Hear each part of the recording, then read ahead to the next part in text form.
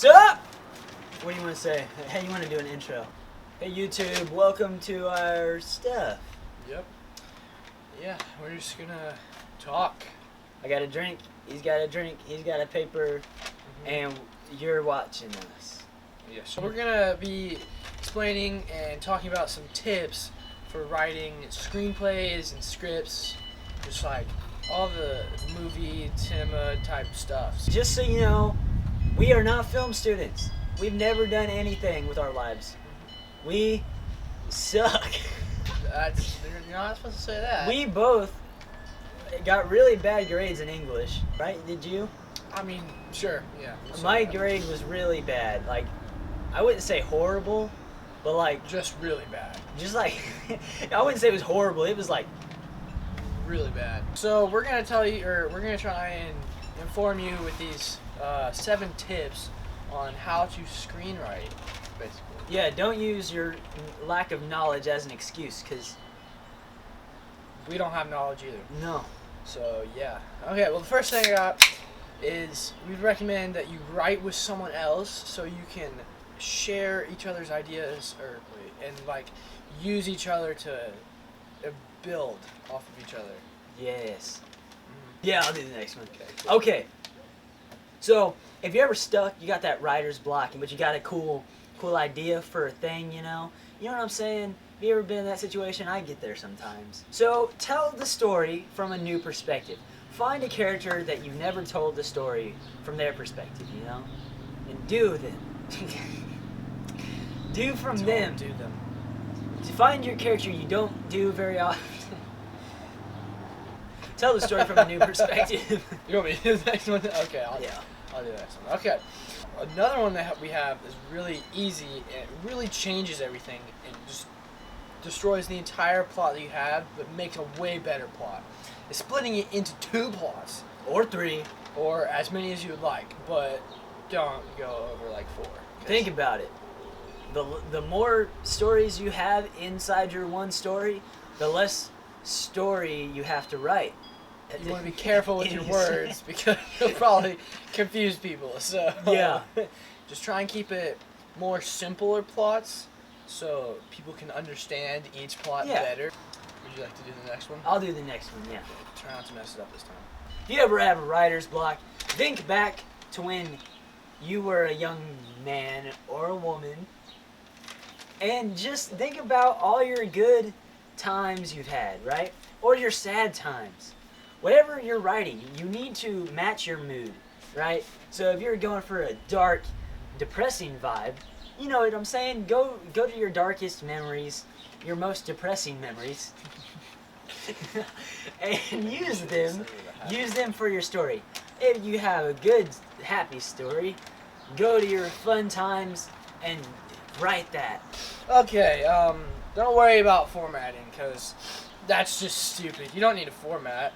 Like, if we're not in English class, no one's going to grade it. Like, only you are going to be looking at it. We use abbreviations, like, I don't know. Just format how it, like, is easy for you to understand and for you to read. If you're typing it, don't focus on auto-correcting first. Even though I do that sometimes. Just get what's out of your mind, because if you forget it, then nobody else can remember it for you. Because it's your brain, and stuff is like that. Yeah, just write, and then when you misspell every single word in that entire paragraph, just go back and correct it. Or, when you're writing, have somebody like this guy goes behind you and cleans up your mess. Yeah, last one. Okay. Wait, last one? Yeah. You just skipped 5. Okay, we got 2 more, actually. 2 more, there's 7. 7. There's 7. 7. Yeah. 7. There's 7 points. We've done 5 of them for you. You guys know Dan Harmon. He's a pretty cool guy, you know. And yeah, he's pretty good. He does Rick and Morty, and he does Community. Awesome. So what does that have to do with anything? What does that have to do with anything? If you're ever stuck, use the story circle. Look, it's going to pop up right above this dude's face, right in his face. That's the story circle. It starts out a comfort place, so a character is in a comfort Then the second one is a character needs or wants something. What does that character want? You know? Then the third point right here is a character enters an unfamiliar situation. What's that going to be? The character could, get hit by a car or something. I don't know. You do it. Then the fourth one, they adapt. Maybe they get hit by a car. Maybe they're like, maybe I should go to the hospital. Just like, maybe. You just get hit by a car. Then, point 5.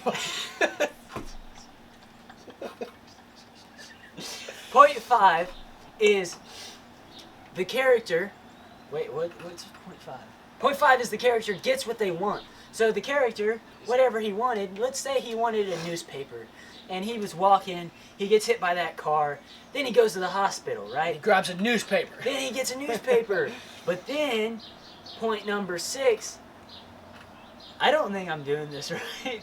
5, the character gets what they wanted, right? Yeah. 6 is, but they pay a price.